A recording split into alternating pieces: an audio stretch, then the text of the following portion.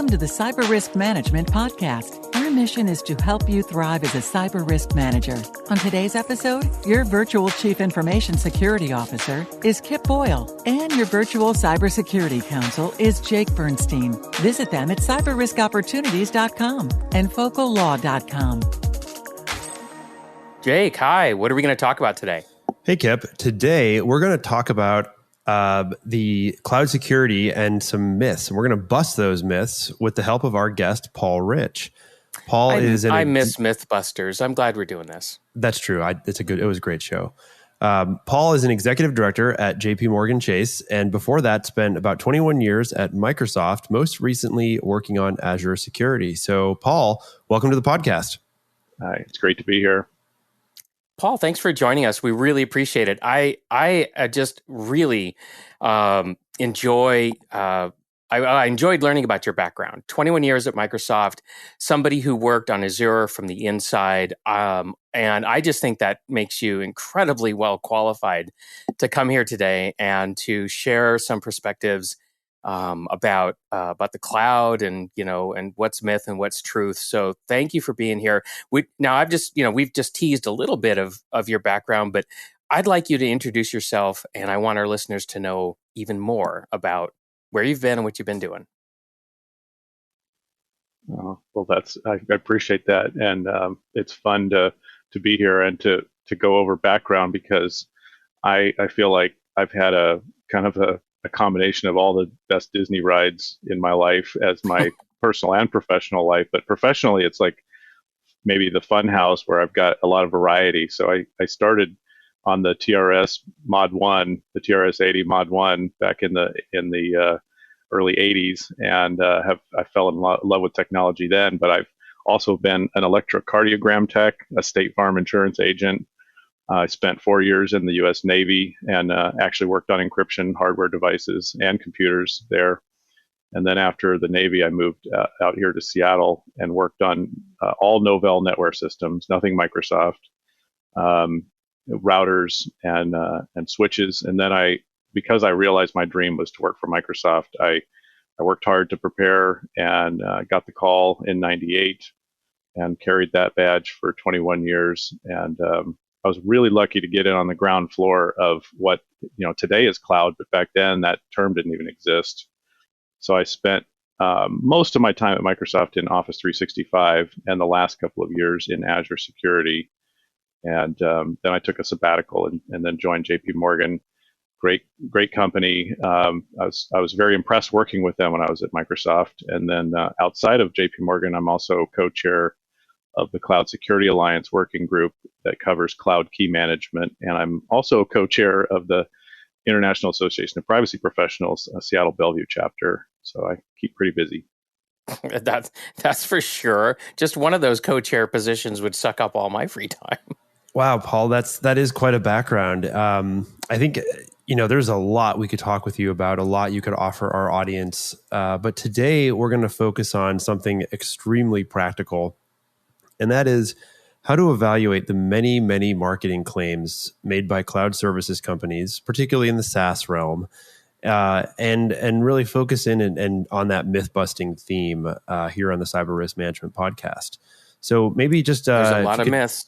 There's a lot of myths. And if you could just kind of give us a real quick overview of the 4 points that we're hoping to cover. Our regular listeners know that we may start with 4 points and only get to 3, but we'll see what happens. Yeah, sure. And before I launch into my strongly held views, but I'm persuadable, but strongly held views, I should mention that the JP Morgan lawyers want me to make sure that you and your listeners know that these are my opinions, and I'm not representing JP Morgan at all here. So with that... So that's a well done disclaimer there, Paul. So I, as a lawyer, I approve. All right. Thank you, counsel.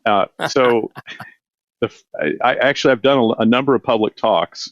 The Secure World talk that Jake, you mentioned before we started recording was one of them on myths, essentially, about cloud services. More often than not in the privacy and security realms, but sometimes in other realms too, like with availability. And so there's some key points that really talk to the mythology of cloud is one that the cloud, these marketing stories or hooks that they put out there, is their tendency to want to appeal to customers' control issues. Sounds a little like it's a pathology, but no, that was on purpose. Yeah, the need for control and the desire customers have.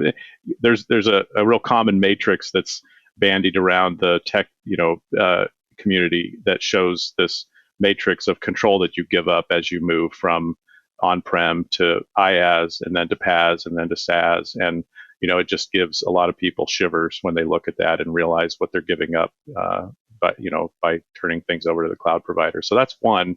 And then the second thing is there are consequences of system design failures on the part of the cloud service providers that can impact privacy and obviously risk. And those are things that I would say there's an implied mythology that the cloud providers don't have those kinds of failures, and so nobody really asks about them. So we can talk about that a little bit. And then for me, near and dear to my heart is encryption. And one of the strong mythologies that's really been persistent and pernicious for a very long time now is having to do with encryption and the use of cloud services. Both companies that ship appliances that have sort of custom encryption, as well as the effects that encryption can have. So needing to think about standards-based and peer-reviewed encryption because it is a mathematical science. And the last one, which I think is going to be nearest and dearest to your heart, Jake, is contracts. It's a fascinating area with cloud providers, and one that's really ignored by just about the entire tech community, and will dispel some myths that a lot of people have. So those are 4 key areas we can talk about. That's great. I love it. So I'm really excited about this topic. It's so important. Everybody's going to the cloud if they're not already there yet.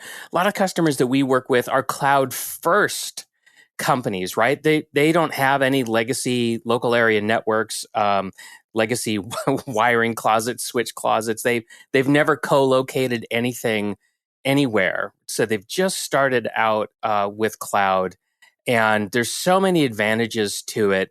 As it seems to me like we're converging on this idea of utility computing, and I remember hearing about this years ago, this idea that in the future computing would be like electricity. You would just have a wall socket anywhere you went, and if you wanted electricity, you just sort of plug your gizmo, whatever it is, into the wall. You wouldn't have to worry about like where does electricity come from, and do we have enough diesel in the generator and whatever, right? I mean, so it would just become this utility.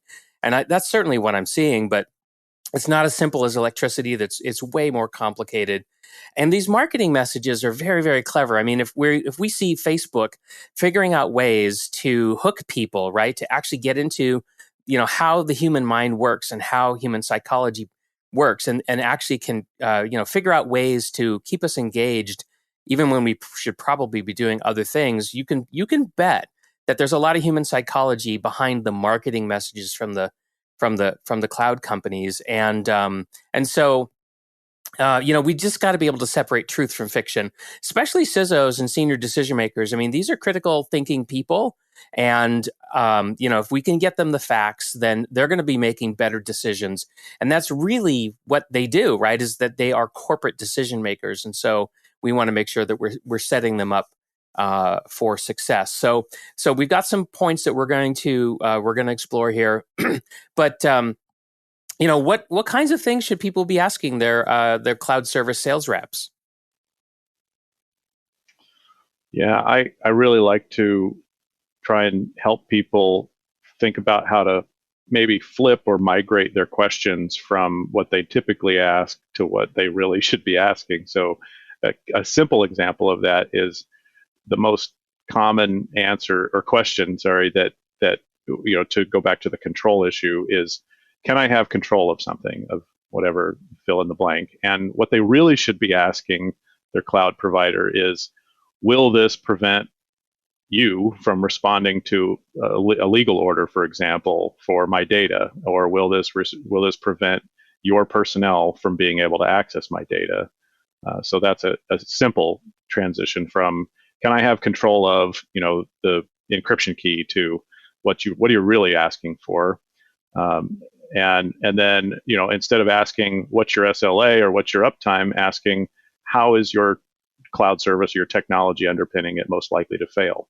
Oh, that's a great one, by the way. Let me just, I want to inject an idea here, which is negative visualization. Have you heard of that particular turn of phrase, Paul? Educate me. Yeah. So negative visualization, right? This is sort of like what decision makers should be doing, but that they never do, because they're always thinking about their happy path, right? Hey, we're going to migrate to the cloud and all these problems that we have are going to go away. And, and then we're going to be able to deal with all this other cool stuff that we've always talked about. So they always think about how everything's going to go right. What they don't often do is think about and talk about, how could things go wrong? And can we prepare for that somehow? So I love this question that you've brought up, because I think it's a great example of this idea of negative visualization. And I think it's a really important part of risk management. I'm pretty sure that negative visualization is actually just being a lawyer. Or a risk manager. Yeah, right. Certainly that's. Well, what did I you, read a wasn't very there a course on that book. in law school? Yeah. The whole thing. Yeah, so I can't remember the name of the book, but I read a very influential book back a long time ago when I was at Microsoft, and the title of the book and the theme of it was disasters, man-made disasters. So it went through like 3 Mile Island, space shuttle, various very, so they were focusing on very complex systems, not simple man-made disasters, but really highly complex things like a nuclear power plant, and how the like what you're saying, Kip, how the designers of those systems, actually people on the ground probably did have some ideas about how it might fail, but at the upper echelon, they really saw this as kind of a bulletproof system. And then when those systems failed, you look at something like Fukushima, just absolute, incredible disaster, but also a wake up moment where you kind of, those of us in the public looking out from the outside in would go, well, gee, that seems kind of obvious. Tsunamis happen in the Pacific Ocean, you locate. So the cloud is like that. The technologies underpinning something like Amazon or Microsoft are very complex, and there's so many different ways they can fail. And we don't take the time to focus on that. We're focused on SLAs and penalties for SLAs. So yeah, we can talk about that a little bit. And then on the last two questions I would bring up would be, on the encryption piece, if a vendor or a cloud provider is starting to talk about encryption, I would got to nail them to the wall on, where's the standards body community on this. There's the IEEE, if your listeners aren't familiar with, in the engineering field, the international bodies that govern internet standards. You have to be using an internet standard if you're using encryption. If you're not, you've gone rogue in that community, and no one really can trust what you have implemented. So it's a peer review model like any scientific endeavor. And then lastly, when you see a marketing claim about privacy and security, you really want to ask, what does the contract say about this? So that'd be the final and maybe even the most important question. Very good. That is, I think that's all of that is just critically important, and I think it's oftentimes not something that people always think about it. Particularly as we were talking about the negative visualization. I like to think of that as everyone being a lawyer.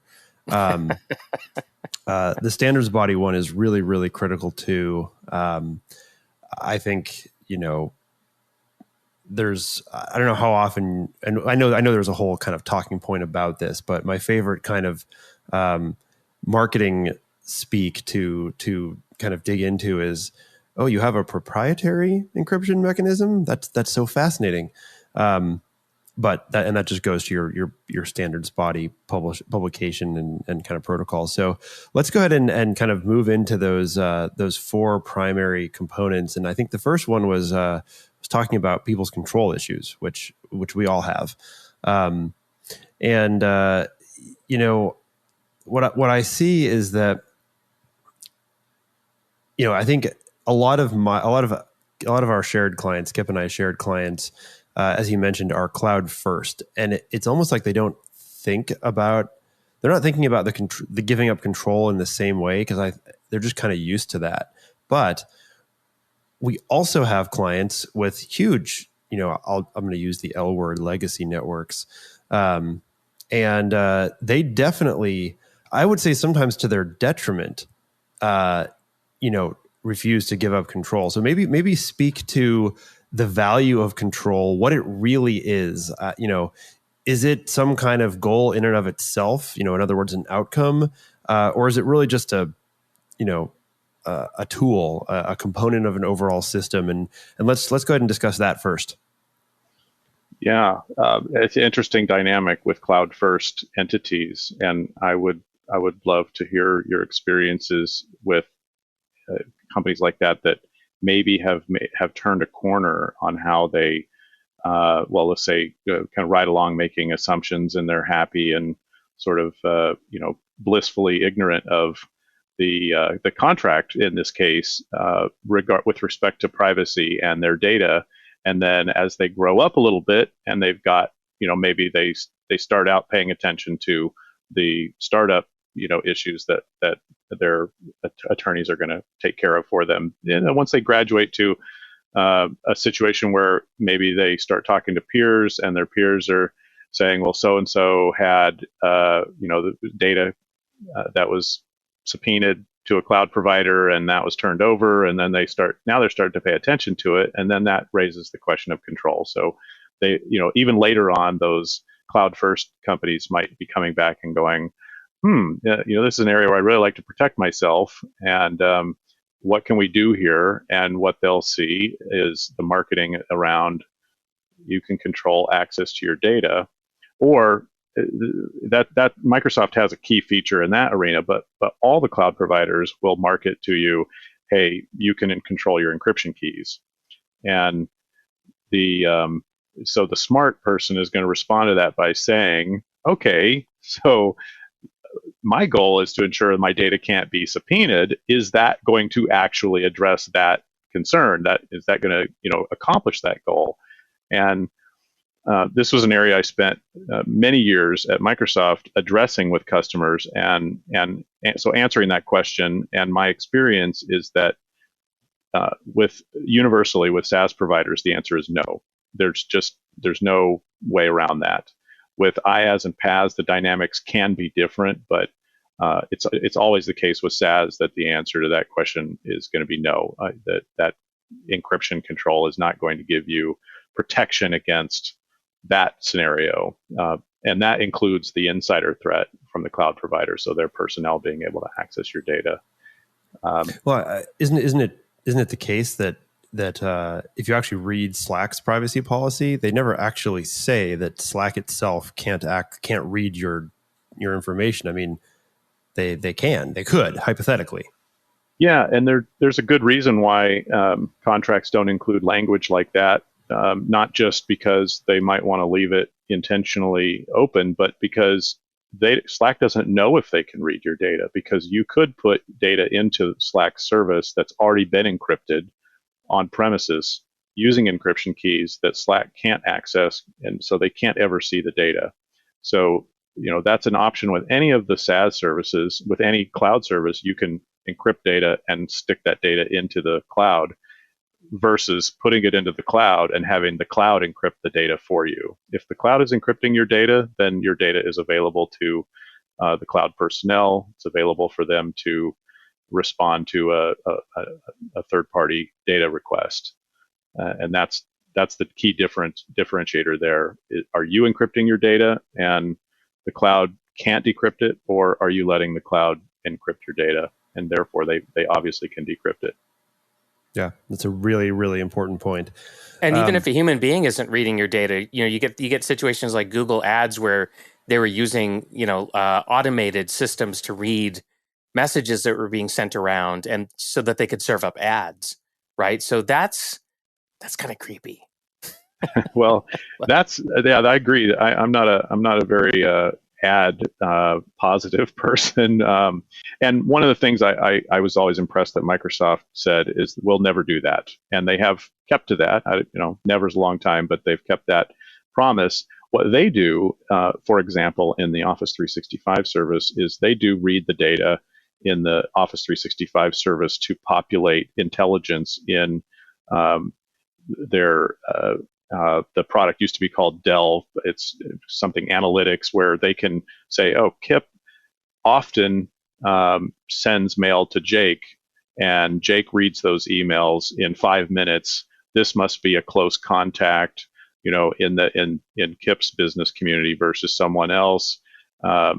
It can surface things to Jake that you're working on that he doesn't even know about, because it can do this business analytics across your data and his data.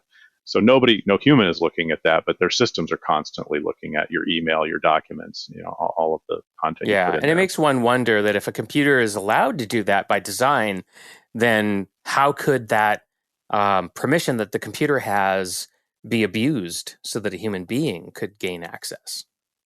Yeah, well, yeah, that's the insider threat scenario, really, if you're, mostly concerned about the cloud service provider personnel. And my experience, both personally inside of Microsoft and also with a number of colleagues I have that work at Amazon, Google, is that all of the major cloud providers have done a very good job of building checks, controls. In the case of Microsoft, at least the one I know the most about, zero access on an ongoing basis. So no individual at Microsoft that operates the cloud services in Office 365 has access to anything in production on an ongoing basis. So every instance where if they come on call and they're supporting the service, this weekend, they don't have access. When they get a call and they need to jump in and do something, if they need to access production resources, they'll raise a request, get that request approved. The access will be limited in duration by default, a short number of hours unless they ask for more. But once that timer expires, their access evaporates again. So that's one way that the major cloud providers have really evolved from the traditional on-prem where people are, got 800, 900 different admins in a company that size, and they always have access. So there's a lot of insider threat.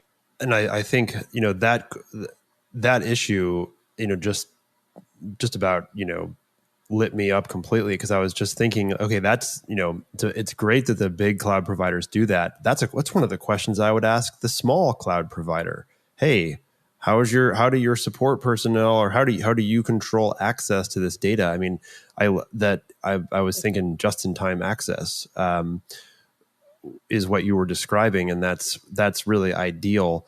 It really prevents people from gaining too much power over time, accumulating information. But I do wonder how feasible that model is for smaller cloud entities. And I think that's a really fair question to ask people. So we can kind of, to me, that's probably a follow-up under that first bullet point. What will this do to keep my data secure or private? So yeah, that's great. That's a really, really key, I think, observation / insight that that you've given us there. And on the theme of control and this particular aspect of it, there's a follow-up question to that, which would be if you've implemented this just-in-time access model, does getting approved for that just-in-time access also include access to customer data? And that might seem like, well, that's kind of weird, but actually Microsoft separated those two things years ago. So if I were working for them and supporting the Office 365 systems, and I did get that access approved, it still wouldn't give me access to any customer data. That's a second approval that's necessary on top of just being able to connect to anything in the data center. I then need a second level of approval, and this is where control for the customer comes in, because Microsoft built a feature where for that second level to get access to your data, you can be in the approval path as the customer. So the operator can get access to the systems, but not your data. And if they need access to your data, they can have to come to you, the customer, and ask for the final approval. If you say no, then that operator will not get access. You know what is striking to me about this example and this discussion is how even though there's an absolute ton of technology being used and applied here, fundamentally this is a low tech solution, right? The idea of, hey, ask for access, right? And what it reminds me of is the the easiest, best, lowest cost, but yet most effective defense against typical business email compromise, wire fraud, is a phone call, right? Talk to the person. Don't wire money until you've verified it. And what this reminds me of is, like, you're talking about some of the most sophisticated technology on the planet right now, and yet the control really isn't based around technology at all. Like, there is no machine learning going on here. There is no ultra fancy algorithms running. It is a human approval process, and I think that is a really important lesson for everyone to just remember and keep that in mind when you're designing your systems from scratch. The more you rely on pure technology, the more vulnerable it will be to not just hackers, but insiders. And conversely, the more you rely on multiple human beings, the more secure it is, and for the simple reason that it's difficult. I mean, by the time you have to compromise 5 or 6 individual people, now it's a grand conspiracy instead of just one person who's an insider threat. So yeah, well, there's also the possibility of groupthink as well, right? Just everybody, if not everybody focused on one thing that makes their life easier, and not necessarily thinking about other stuff that that could lead to some real serious data breaches and cataclysmic complex systems failures, like Paul was mentioning in that book that he was reading. But what we've always said here is that you've, as a cyber risk manager, you want to bring all your resources to bear on a problem, right? So if you can get a technical control in place, you can train people how to do things in a certain way. If you can get a process implemented that's going to decrease the risk of something bad happened, and then you get some managerial oversight, right? You can coordinate or orchestrate all 4 of those resources to put on something that's a big risk. That's usually the best approach. Let's go into talking point 2. I think this is looking like it'll be one of those slightly longer episodes, but I think the value here is clear. So privacy. Privacy. Yep. I think for me, this question is privacy, but it's also about system design failure, and how I think typically people overly focus on availability. And what's your uptime, downtime, what's your SLA? But I think what we're going to talk about here is, let's think about just a bit more than just that. What about what are the privacy consequences when a system fails?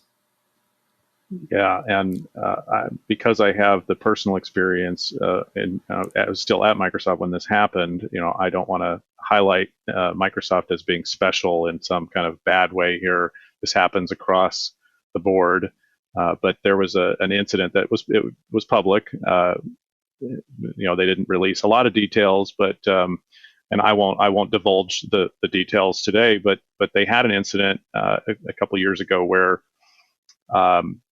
there was a failure in the design of Office 365, and it has to do with how a lot of data gets cached, because in a cloud service of supersized scale, there's a tremendous amount of pressure on the system for handling usage. You want to be responsive to customers' demands, for downloading a document, right? All the things that you do with the cloud. And so there's a lot of caching that goes on.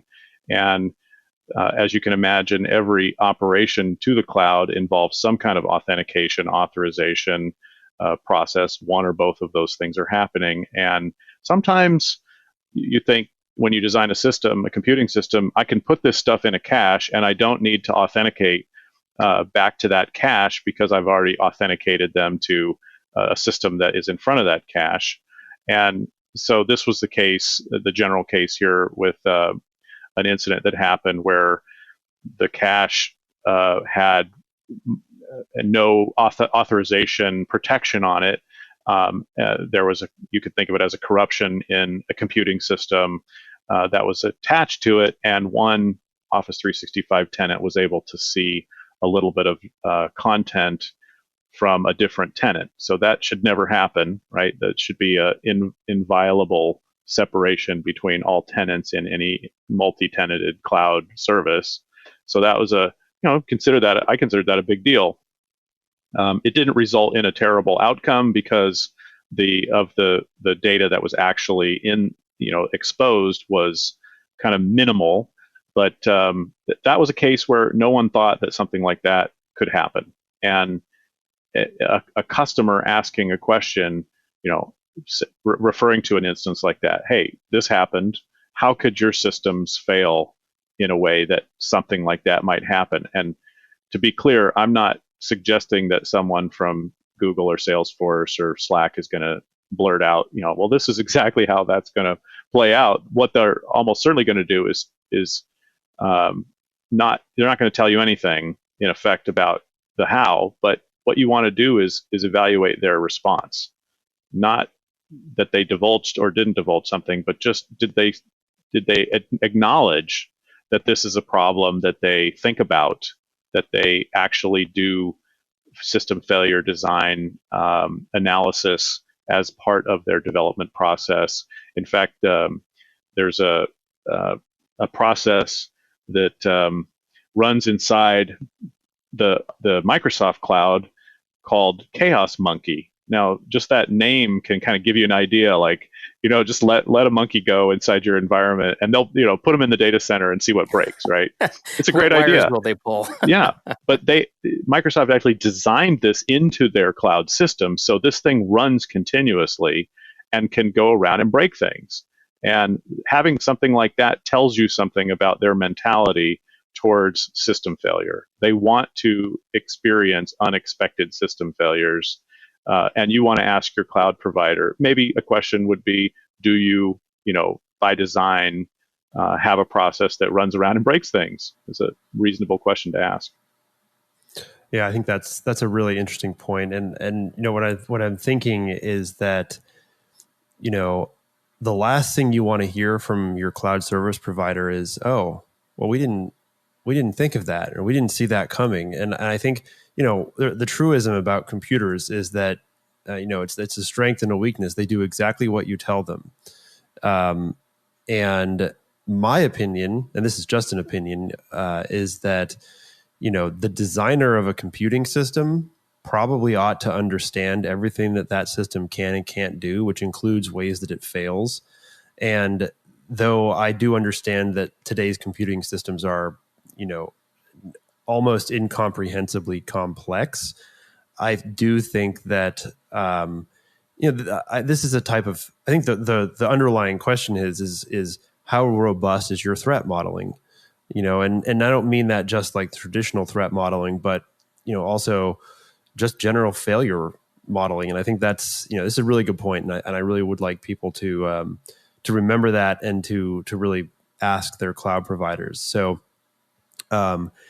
let's go ahead and move into the third talking point regarding the importance of peer review for encryption models and things like that, because I think that's one of the more common claims that you hear is, oh, such and such is fully encrypted, end-to-end encryption, at rest in transit. And I think for a lot of folks, encryption is a word that, for better or for worse, people just tend to trust it.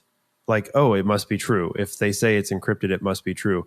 That's at least my impression of the non-technical, portion of customers. But why don't you go ahead and bust that myth? Well, yeah. So, thanks, Jake. I've been trying to come up with a kind of an analog to this in the non-computer science world, and haven't found a good one yet. But the best I can come up with right now is maybe a brain surgeon. If you needed brain surgery, very complex operation, a lot of risk associated with it, and it's something that's not done by very many people in the world. You probably actually don't want to hear, hey, we've got this brand new technique. No one's ever tried it before.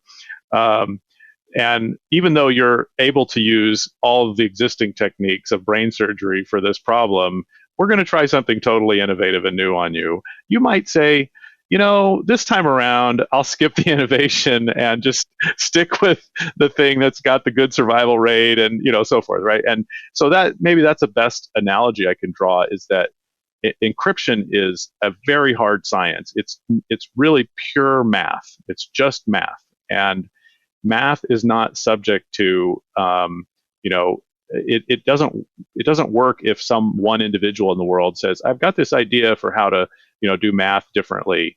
No one's going to start using that model until it's been tested through the scientific method, right? So other people need to, understand what their theory is, and then try and replicate those results in a, kind of a laboratory experiment type thing, get the same results. So science is a peer-reviewed endeavor, and encryption is almost, you'd say, one of the most purest sciences that there are. So if someone is marketing a product, a service, an appliance with innovative and new attached to encryption, you more than likely you should just run the other way. What you want here is tried and true, and absent the paranoid, portion of humanity that doesn't trust people like the National Security Agency, I do, as much as anyone could, I suppose. And the NSA is really kind of the buck stops here for encryption in the United States.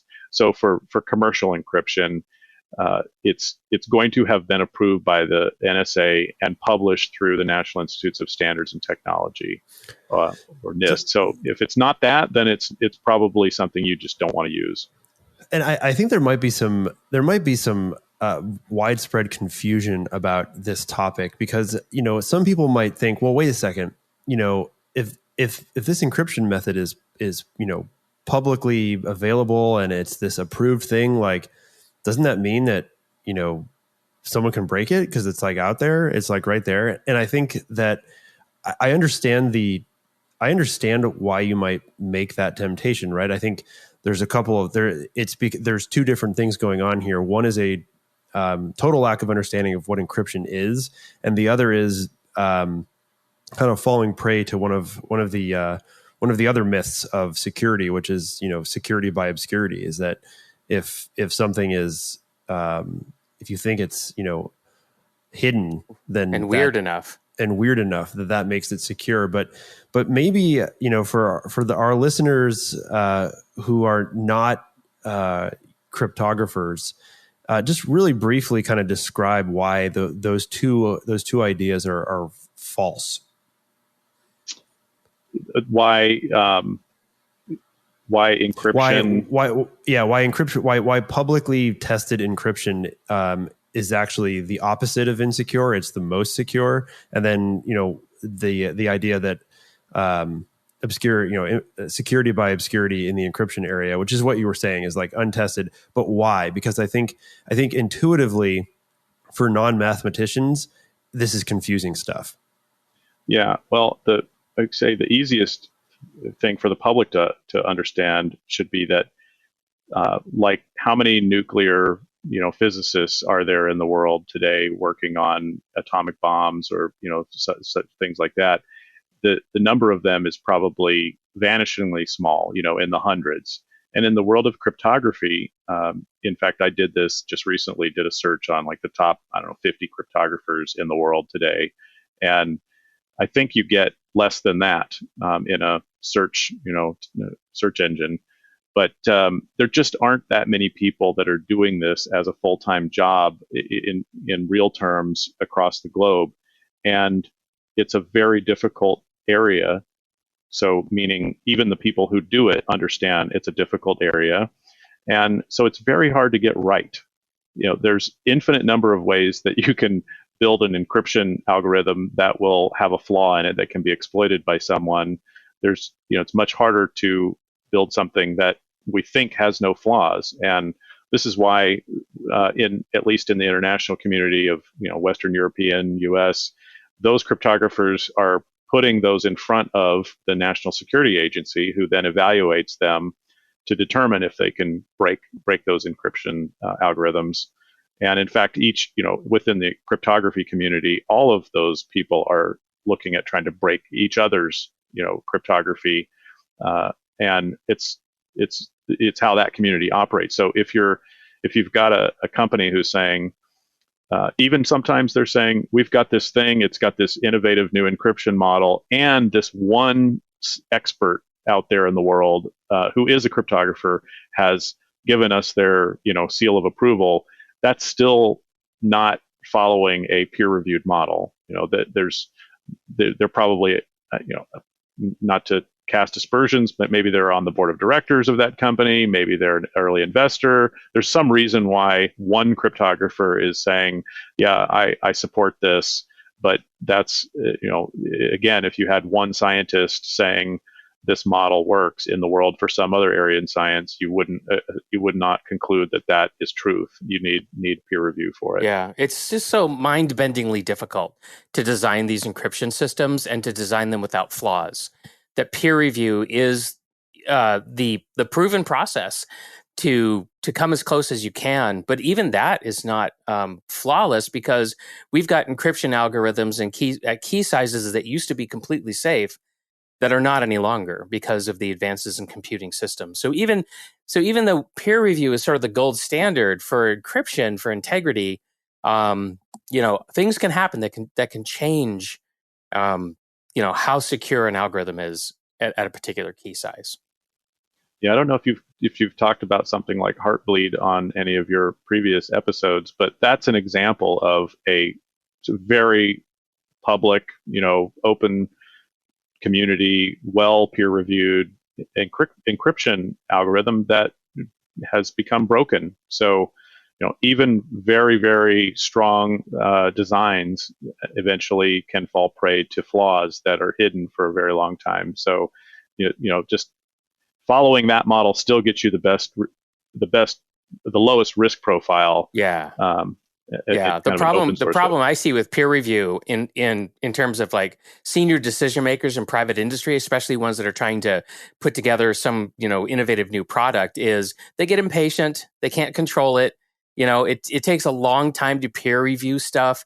Private companies tend to be rewarded for proprietary technologies and inventions, and so they just sort of naturally assume that why should I put up with all this academic rigmarole that takes forever and that I don't understand. We'll just invent something for ourselves, on our own, and we'll go to market. I've seen that pattern a lot. So, yeah, and to try and make this more practical and down to earth for listeners, right now the areas of privacy-preserving encryption, homomorphic encryption, format-preserving encryption. These are newer schemes that have developed really in the last 5 or 10 years, which might sound like, 5 or 10 years. Those are still in diapers, and the things that we're using on the internet, commonly using on the internet, are 20, 30, even more in terms of how long they've been around and been tested. So, with quantum computing coming on the scene,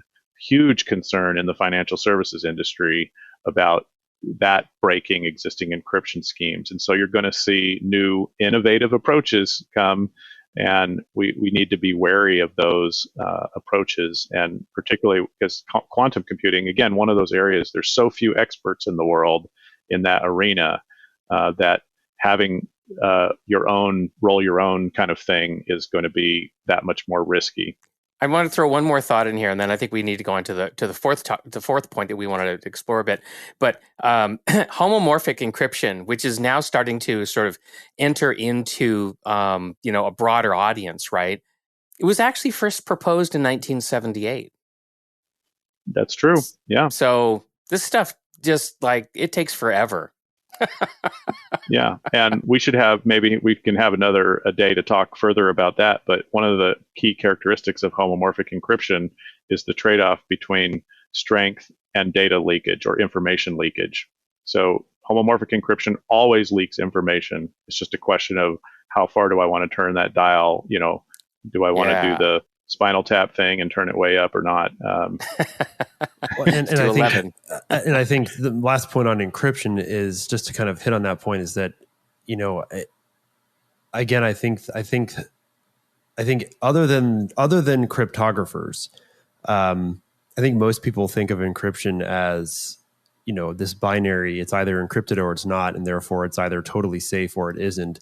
But the reality of encryption, as Kip alluded to with his comment about, older systems being broken because of computing speed increases, it's really, everything in this area is really a reasonable trade-off between speed, performance, cost, time.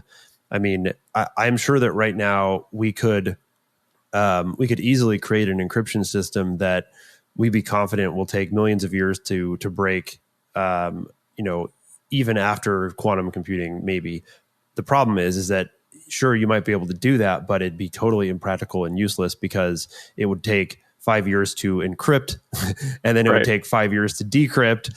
And like, that's just not, that's useless. Right. So I think I just want to kind of highlight that encryption, though encryption is operating on ones and zeros, the overall concept is a series of reasonable trade-offs between these different features, if you will. And I think we probably need to have a whole separate episode talking with you, Paul, about encryption, because it is so central to not just cloud computing, but to computing these days and privacy in general.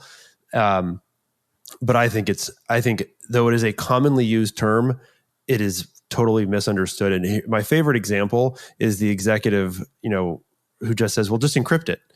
And I always laugh because invariably that is not the answer, because that would that would render the data unusable to the company. And like I said, major lack of understanding of what the E word is and what it does. And authorized users can decrypt anything anyway, so it's not an insider threat countermeasure. Nope, that's right. Yeah.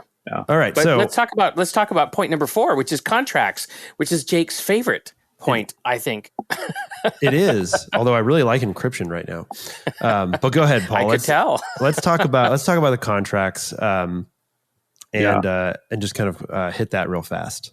I really enjoyed greatly your episode on negotiating the data security addendum. I learned just listening to that episode, and there's so much more in the world of contracts. However, it shouldn't be any surprise that most people don't read contracts and they don't want to read contracts. Oh yeah. What? Yeah. I can't. Oh, yeah. Surely that's not true. I went to get a mortgage one time, and the guy shoved, the whole sheath of papers in front of me. And I was like, I looked at him and I said, I know nobody ever reads these, but I'm going to read them. So, if you want to go get a snack or something, now's the time. Yeah. You're plus wanting me, Kip. You're plus wanting me. I read contracts and my wife is an attorney, and she is more likely to kind of, shuffle through them. But certainly in the world of engineering, and I would venture to say CISOs, but coming out of the world of Microsoft for so long, in a program management role, even the people that were risk managers they're not reading contracts. Now, there's a fantastic legal department at Microsoft. In fact, I worked very, very heavily with lawyers at Microsoft for quite a number of years. And I actually worked to put stuff into the terms of service for the cloud services at Microsoft. So I had direct experience with how to write contract language to go in there that's going to be consumed by the world.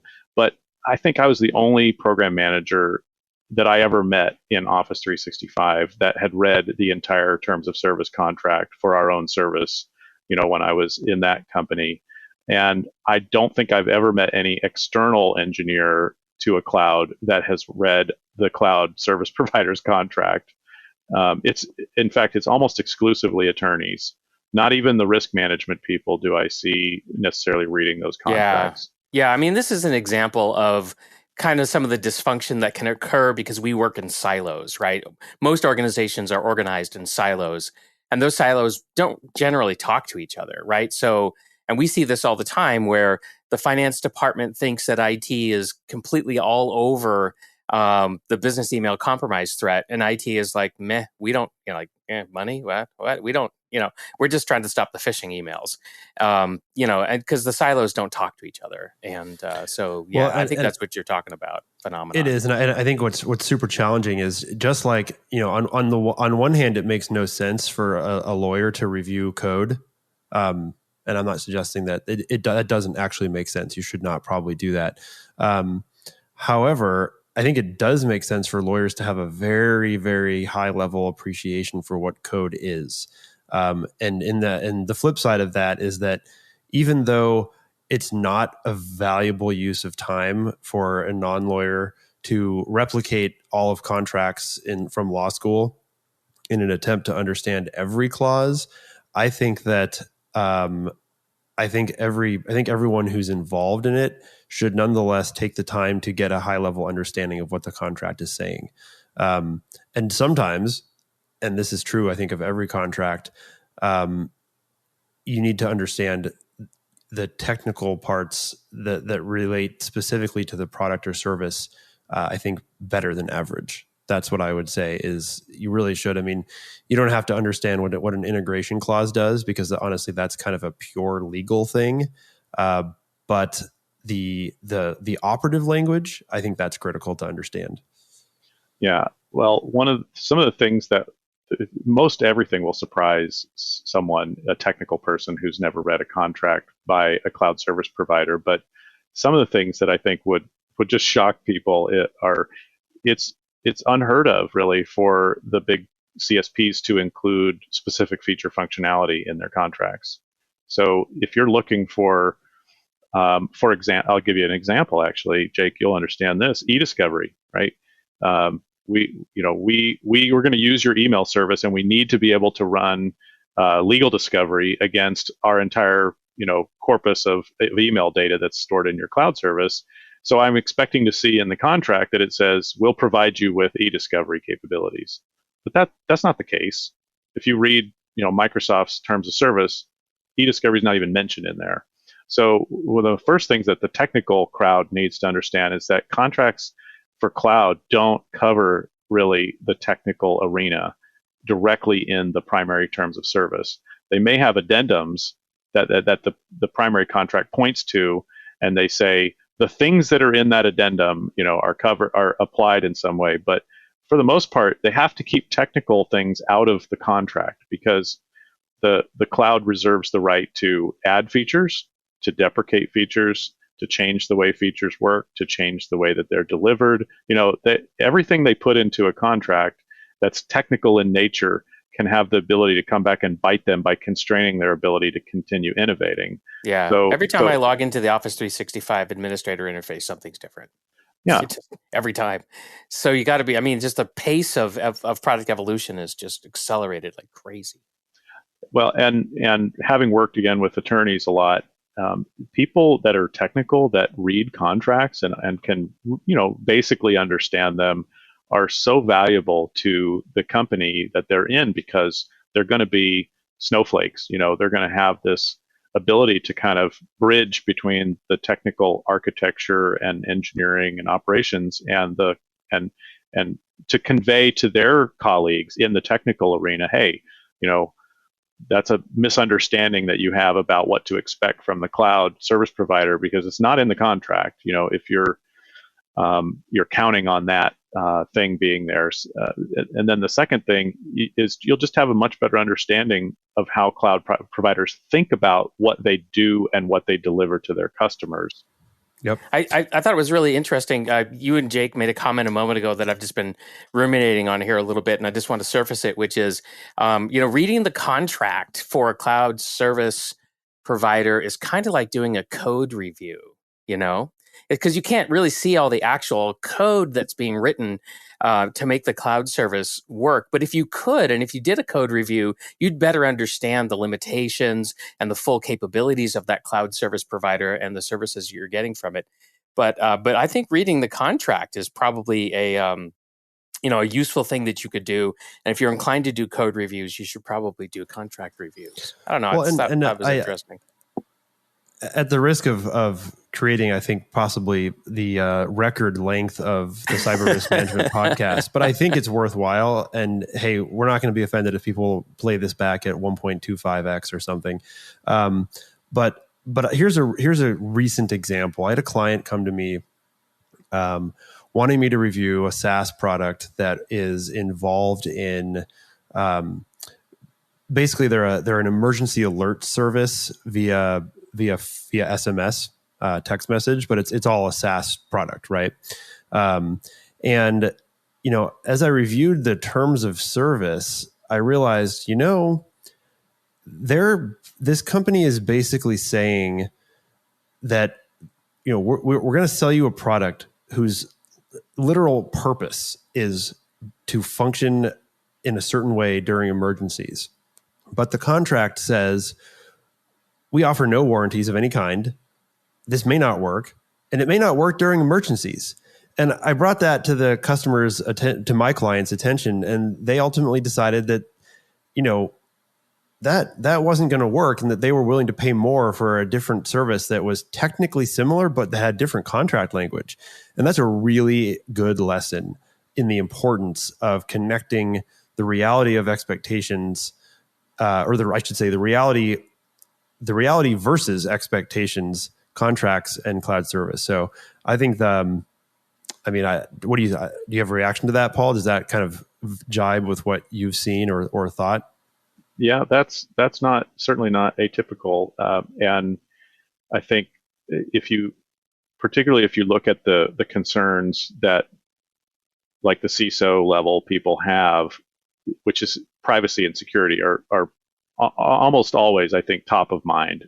Availability is important, but if you run a highly available service, but I can't count on you to protect my data, then I got to go look somewhere else. So focus, even if the contract, say, is 20 pages long, focusing just on the privacy and operational security content.